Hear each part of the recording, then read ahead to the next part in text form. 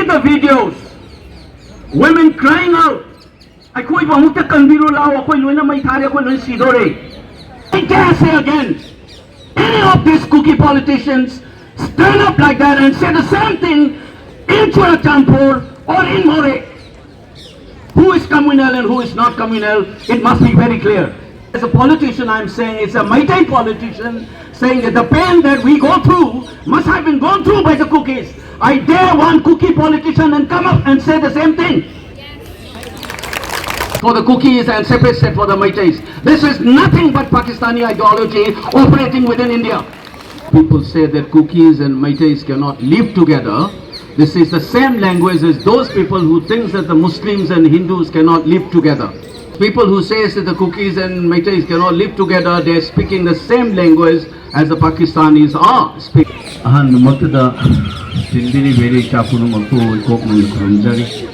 And greetings to friends who have gathered here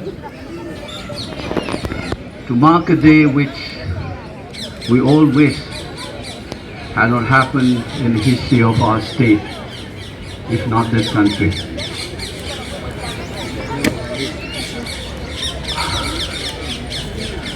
Last time I spoke on this spot in a meeting, I think organized by the MCC. I thought, let this be the last meeting for all of us. But I think those forces which have tried to destroy our state and their collaborators have been scheming things which force us to have this meeting again today. And I like to put today for a couple of things for all of us to reflect, irrespective of the communities, irrespective of whether you're from Manipur or outside. First of all, what we need to understand is the issue that we face today should not be seen in terms of a communal lens. It must be understood for what it is. It is politics. It is a political contestation, and we must fight it politically. I have said this in the first meeting that I've attended here. Then I said, do not blame the entire community, for instance, the Kukis, but blame their elites and their divisive politics. This is a lesson that I have learned, and we all should learn from Mahatma Gandhi, who once said, our struggle is against the British rule over us, not against the British people. So our struggle is not against the Kukis as a community. Or for that matter, for the Kukis, if they have grievances, this is not a fight against the Maitais, but against certain kind of politics that they may not like it. So we must position the crisis that we have in terms of politics. So what is this politics that we face today? And I was told that today also, the same politics marked today as Separation Day. There's a clear message that they want to break up Manipur. And this politics wants to break Manipur on the basis of what? On the basis of communal identities. And this country must remember one thing.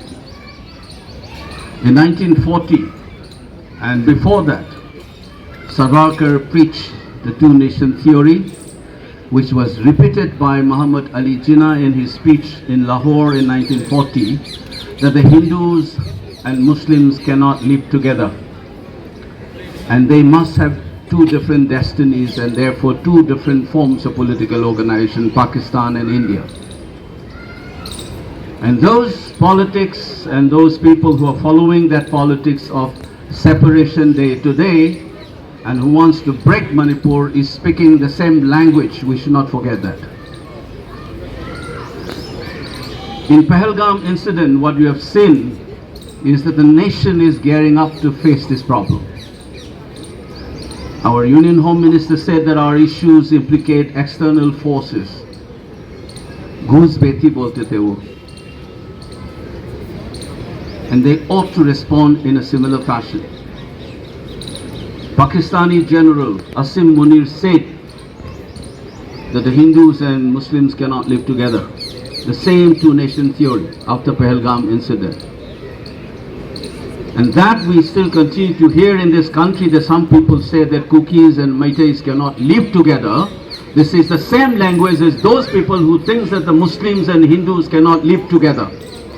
If you condemn this kind of a communal projects and Pakistan's ploy of dividing the country, the same people must also fight against those people who say that Kukis and Meiteis cannot live together. You cannot have two parameters. If you think that the Pakistanis have come in to disturb the Hindu-Muslim relation in this country, and the same preaching that the Jinnah had done is continued even today, and they are trying to provoke by asking people's religion and killing, Manipur is facing a similar kind of a thing.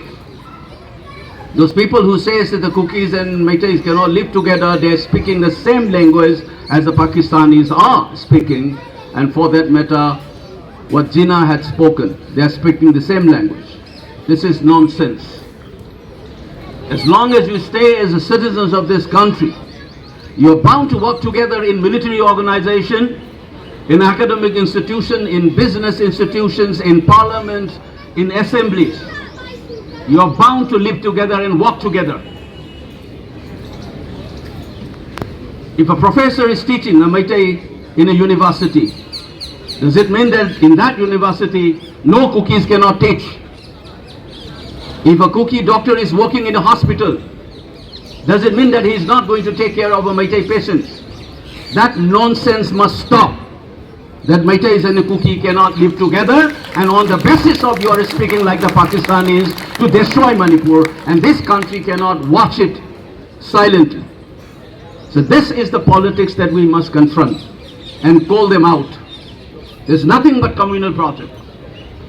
The idea of Manipur is not rested on an ethnic identity. We have multiple communities. We often say Manipur is a miniature India. And the rest of the country must know that. Especially those people who have been trapped in an ideological prescriptions in the name of minority, in the name of tribals, in the name of Christianity and so on. You must stand up. That's the first thing that we must understand. Manipur is under threat from communal politics, which speaks the language of those people who have divided India and those people who are seeking to divide with this kind of a violent actions in Kashmir. Remember, the demand for a separate state or a Kuki Lane or a Jalingam is nothing new. It's not a product of what happened on 3rd of May 2023. In fact, I have said this before and I am repeating it today. Muslim League under Jinnah had propounded the idea of Pakistan and India in his Lahore speech in 1940. And they tried to implement it by deciding on a date to take some action. And that action is called Direct Action Day, 16th of August 1946. Muslim League had demanded that there must be a homeland for the Muslim, and we demand this, and for that they call out what is called Direct Action Day, 16th August 1946. And I must dare say this, those communal forces from whichever side have collaborated to implement a Direct Action Day on 3rd of May 2023 to demand a separate homeland based on communal ideologies. So the 3rd of May, remember that, this is exactly the same as the 16th of August 1946. Demand for a separate administration, separate state based on communal identities, just as Muslim League had done it. Remember, 16th of August 1946, the Direct Action Day, spark of a violence started in Kolkata, and within 3 days, 10,000 people died in communal mayhem in Kolkata and its surrounding area. And that is what we witnessed on 3rd of May 2023. Any Indians who were offended by General Munshir's statement about Hindus and Muslims not living together, which is rightly condemned by my colleague Shashi Tharoor recently in his press interview, must also condemn those people who are saying that Meiteis and the Kuki cannot live together and therefore we need a separate state for the Kukis and separate state for the Meiteis. This is nothing but Pakistani ideology operating within India. And no Indian should support this kind of an ideology, this kind of a politics. That's a very clear-cut position. This should not be translated as a hatred for a community. As I repeated, this is a political fight and we must do this. Second, peace and normalcy cannot return as long as you have internally displaced persons, be that a Kuki or a Meitei. I'm repeating this. Whenever I said this, these communal forces says that you're not talking about Kukis. When I said 60,000, 70,000, their brain must work. That 60 to 70,000 includes Kukis. And I dare say this again, if some of you have noticed me, when I listen to women from Churachandpur who are crying and asking me questions, I said that day, this is just after the violence in the month of May 2023, I said, your pain must have also been felt by members of the other communities. You do not forget that. And this is a Meitei, then intellectual. Today as a politician I'm saying it's a Meitei politician saying that the pain that we go through must have been gone through by the Kukis. I dare one Kuki politician and come up and say the same thing. And while I was campaigning for my election, this is on video recording, there was a Mar lady who was killed in Jeribam. It was quickly followed by another Meitei lady who was killed while she was working in the field. Right in the heart of Imphal in Singdamai, while addressing the public meeting, I requested the gathering, which is Meitei community. I said, please stand up. Let's stand in silence in memory of these two women. I dare say again, any of these Kuki politicians stand up like that and say the same thing in Churachandpur or in More. Who is communal and who is not communal, it must be very clear. Our imagination of the idea of Manipur is inclusive. And some are following this dubious character of a communal politics, and in some of the rest of the country through misinformation and disinformation campaign, you are painting one community as a victim and one community as a perpetrator. You are wrong. See the videos. Women crying out.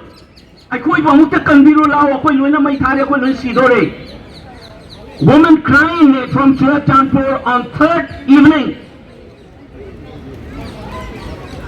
The house is burned down in More and house has burned down in Churachandpur. That was third. What happened in Torbung Bangla and Torbung area was started around 3:30 and 3 in the afternoon. That is spread in the rest of the places in our state, including Imphal by the evening on 3rd. Ye violence kahan shuru kiya? Please investigate. You cannot have justice. You cannot have peace without justice. Justice demand either it is Kukis or a Meiteis. And a one-sided political propaganda of justice for the Kukis and painting one community as a villain, you are wrong. You must track down where the violence started. Who were responsible? Fix that, including who play around with that fire in that gate. What do you call it, Kuki? War Memorial Gate? Who did that firing? Please investigate. Take responsibility. And I must also tell you, does it constitute an excuse to have an en masse attack on civilians in Torbung areas because of what had happened in that gate? Does it justify? Will you justify the killing of that 8-month-old kid and women under captivity like the Terrorist Act? when we condemn, I condemn it. I wrote a piece in the national media when those two unfortunate Kuki women were paraded naked. I remember many Meiteis condemned that. I have condemned that on social media, and I have written that also in the national media. I dare say, bring out the Kuki intellectual, bring out a Kuki politician who condemn those killing in Jiribam.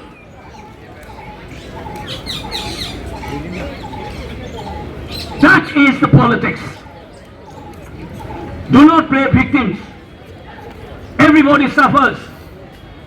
Your ideology cannot be entertained in this country. If you have genuine grievances, we must find it out. If this violence has been initiated by others, let the Ajai Lamba Commission of Inquiry come up. When it was constituted on the 4th of June 2023, it keeps on extending. You must not forget that the last extension is this 25th of May this year. Bring out the report.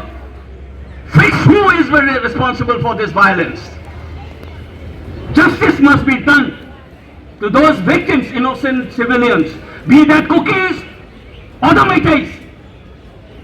I want the Kuki intellectuals and the Kuki politicians to speak the same language. Let the world know we have suffered enough. Lastly but not the least, the government of India is reducing this violence into something like a Kuki Meitei problem. Track down. Initially they said, you talk among yourselves. That's the advice given by the government of India to civil society group. Today they are arranging the meeting. Why they did not arrange this meeting before? And I have said this right from June, July 2023. The government of India is complicit in this problem. I do not want to mention things. The conversation I had with the officials, the gut feeling I had is that they are not interested in solving this problem. That was in 2023. I requested some, please start a second track dialogue among the civilian groups, just as you try to rein in this violence, use all the state machineries. People roaming around with guns is challenging the Indian state, be that in the valley or in the hills. You must rein in this violence and start the second channel dialogue. That time somebody told me that it is not the government of India's job, and today they are doing the job. Why? Article 19, freedom of movement. It's not a Kuki Meitei problem. This is a problem of constitutional order. This is an issue of governance. The government must ensure that these displaced people, be that Kuki or the Meiteis, they must go back to their original place. The government must ensure that. And these highways, remember that freedom of movement is linked to right to freedom, because your livelihood gets affected. It is a Supreme Court judgment. So Article 19 is related to Article 21. Since the right to life is affected, it's the responsibility of the Indian state to ensure that the citizens of that state of Manipur, be that Kuki or the Meiteis, must have this freedom of movement. And they are turning it into a Meitei Kuki problem. That's a problem of constitutional order and the capacity for the Indian state to enforce that constitution. Otherwise, you are almost kicking and spitting at the Indian constitution in the state of Manipur. That is something that we must keep in mind. I want to conclude with one information. I have said, when you rein in this violence, do it judiciously. It's already a vitiated atmosphere. Do not make it as if you are targeting one community and not the other. And unfortunately, the way the government is doing so far gives that impression that you are only targeting one community, not the other. This is to breed the suspicions and destroy the possibility of a peace and normalcy in the state. This should not be done. We need information, and rest of us also ask questions. Lot of politicking is done. particularly this BJP people. They don't realize what is non-partisan politics. Ask them, give them dictionary. Let them read.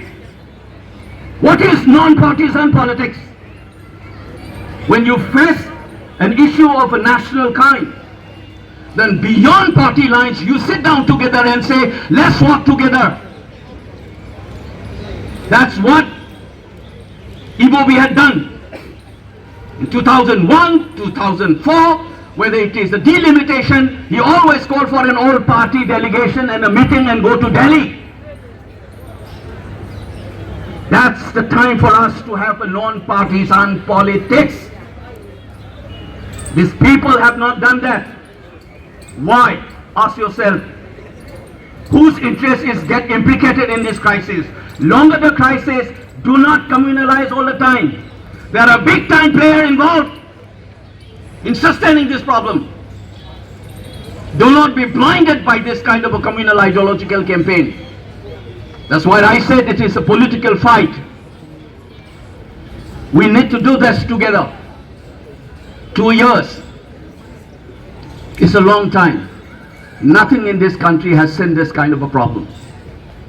And we need to see this. And I wish again, and I pray, we do not have a third anniversary of this problem next year. The problem should be resolved before this. That is the responsibility of every Manipuris and every citizen of this country. Do not watch the problem of Manipur as if you are watching like a European watching Rwandan crisis out there. Just as you respond to Kashmir as if it is part of your heart, you should respond to Manipur as it is part of your heart. This is a national issue. That must not be forgotten. Nobody is gaining here. People from Churachandpur flying off Aizawl airport where they could have traveled for 50 kilometers to Imphal airport, they are traveling for 300 plus. And many people who can't afford, they are flying to Guwahati from Imphal by air. And look at this also. In the name of market logic, people are sucking the blood of people. Then look at the ticket prices. And I am still looking at it when they have this special arrangement of flights to Ayodhya during this Ram Mandir issue. I wanted to see what is the price. Does it go according to demand and supply logic, or did it have a concession or not? Check these things. The moment we open our eyes, and we'll be better off. And I want to end this question. Just as we try to disarm, it should be done judiciously. It should not be seen as a bias. We still don't know whether the SU is still in operation. Do not ask about Congress ne kiya, BJP ne kiya. You need to ask the right kind of question. I asked in the parliament about this, they throw away the question, saying there is a national security. Abhi we don't know whether SU is there or not. We need to ask a lot of questions. If the state government is not involved in an agreement that is existing, they should come it out. And we must ask, an state issue related में state government के बिना कैसे आपने agreement कर दिया? If not, then you must crack down. If you have an agreement, then you must also see whether your code of conduct is still followed or not. These are basic questions that we must. We are finishing. आप खत्म करें 2 minute में मैं सिर्फ 2 minute दीजिए. So what I am saying is, any kind of grievances can be resolved through dialogue and conversations, and put it on the floor, and we need to have this conversation to resolve the issues. Do not blackmail, do not preach communal ideologies which threatens our state. And we stand up together and fight till we win and create a new Manipur out of this crisis. Thank you all.